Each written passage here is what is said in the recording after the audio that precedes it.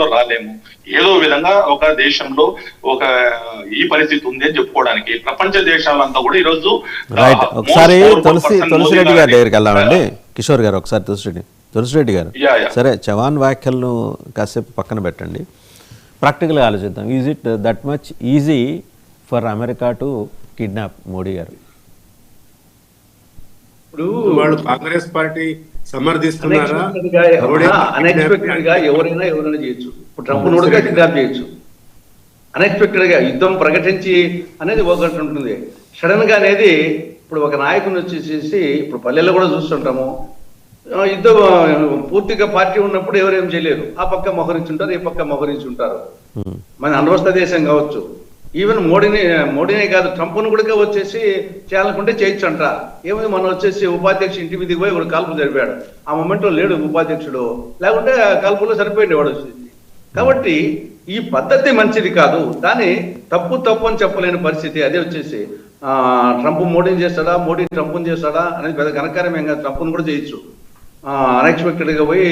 ఇప్పుడు చేయాలనుకుంటే రష్యా వచ్చేసి ఆయుధాలు సడన్గా, ఇప్పుడు నేను రూమ్లో ఉన్నాను, నేను వచ్చేసి ఒక ఫేమస్ లీడర్నే కావచ్చు, నేను ఇప్పుడు వచ్చేసి ఇట్లున్నాను, నేను అనుకోకున్నాను వచ్చేసి ఇద్దరు పోలీసులు వచ్చేసి లేకుంటే ఇద్దరు రౌడీలు వచ్చేసి నన్ను కొట్టబోచ్చు, పెద్ద ఘనకార్యం ఏం కాదు.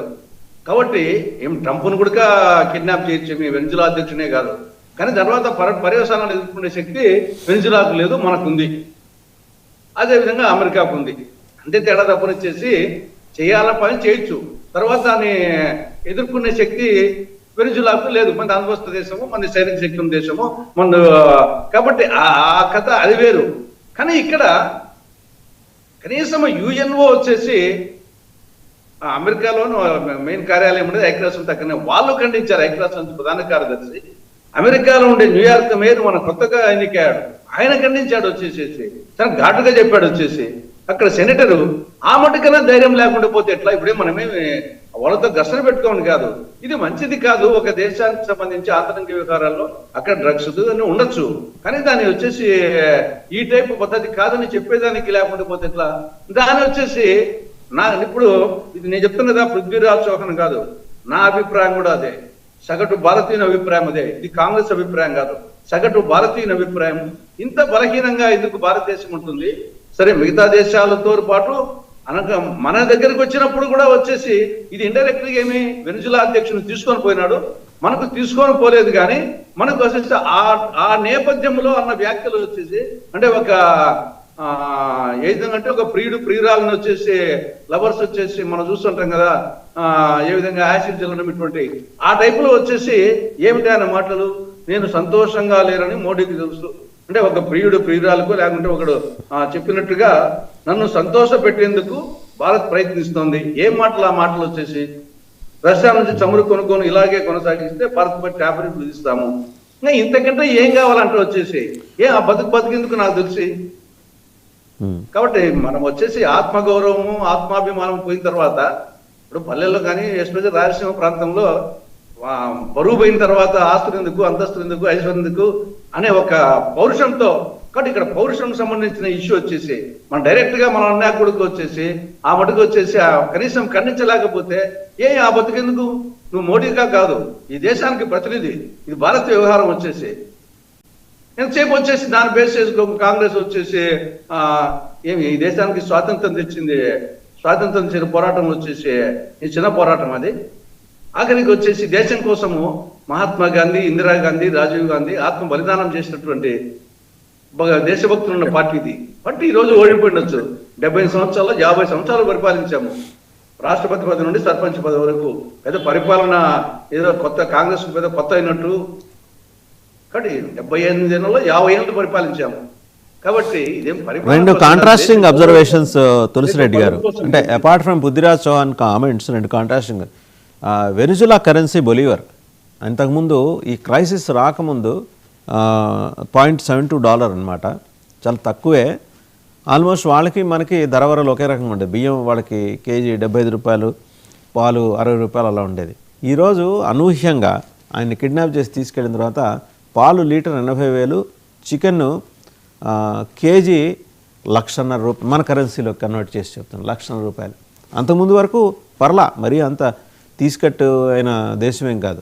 ఎందుకంటే చాలా దేశాలు అదే పద్ధతిలో ఉన్నాయి. అంత క్రైసిస్ని ఎదుర్కొంటూ కూడా పాలు లీటరు 60 రూపాయలకి, బియ్యం కేజీ 75 రూపాయలకి అమ్ముకున్న దేశం ఈరోజు లీటర్ పాలు 80,000 రూపాయలు ఇండియన్ కరెన్సీలో, చికెన్ 1,50,000 రూపాయలు.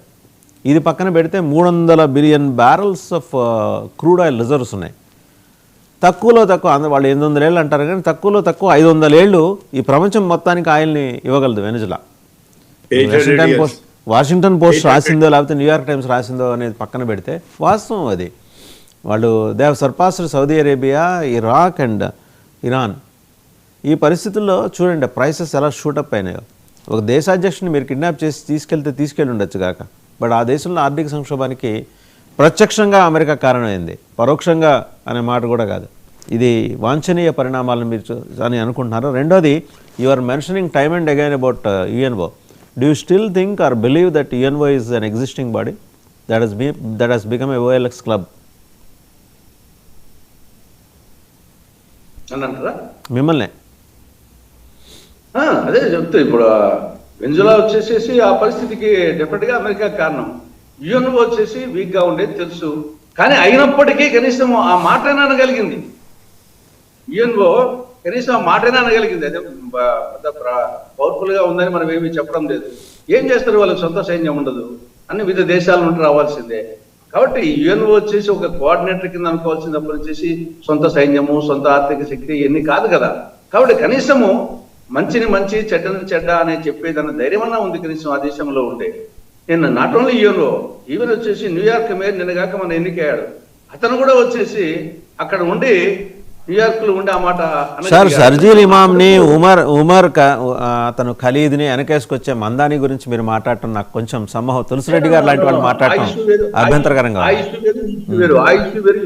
అంటే కరుడుగట్టిన భారత వ్యతిరేకత, కరుడుగట్టిన హిందూ వ్యతిరేకత నింపుకున్న మందాని అతను మీకు ఇంటిగ్రేటెడ్ పర్సన్ గా ఎలా కనిపిస్తున్నాడు నాకు అర్థం కావట్లా. కరుడుగట్టిన హిందూ వ్యతిరేకత ఆ ఇష్యూ వేరు, ఈ ఇష్యూ వేరు.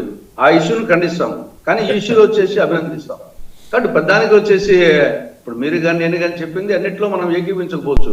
ఇష్యూ బేస్డ్ ఉన్నప్పుడు ఈ ఇష్యూలో వచ్చేసి అతను ఖచ్చితంగా వచ్చేసి ఒక డెమోక్రటిక్ గా మాట్లాడినాడు వచ్చేసి ధైర్యంగా. ఆ ఇష్యూ వచ్చేసి దాన్ని వ్యతిరేకిస్తాం. కాబట్టి ఇష్యూ బేస్డ్ ఉండాలి, కానీ ఒకసారి తప్పు చేసినంత మాత్రాన పొద్దస్తం తప్పు చేస్తారనుకొని ఒకసారి మంచి చెప్పినంత మాత్రాన పొద్దస్తము అతను చెప్పిందల్లా సమర్థించలేము. కాబట్టి అది వచ్చేసి ఇప్పుడు మనము కనీసము మిగతా దేశాలు, చైనా కానీ, మిగతా రష్యా కానీ, ఈవెన్ ఫ్రాన్స్ కూడా వచ్చేసి ఇదని తప్పని చెప్పడం జరిగింది. ఆ మటుకు వచ్చి చెప్పలేకపోతే ఇంకా ఏముంది వచ్చేసి ఇంకా దేనికి ఒక ఆత్మగౌరవము, ఆత్మాభిమానము అనేది ఒక మనిషికి ఎంతో, ఒక దేశానికి ఎంత. ఒక మనిషికే ఆ విధంగా ఉన్నప్పుడు ఇంకేమి కాకి బతుకుతుంది, కుక్క బతుకుతుంది, బతకడమే నా తెలియడానికి వచ్చేసి మానవునిగా పుట్టిన తర్వాత కొంత ఆత్మాభిమానము, ఆత్మగౌరవము సేమ్ దేశానికి కూడా అంటాను. మనుషులకు ఉన్నట్టే పోతుందని బాధ.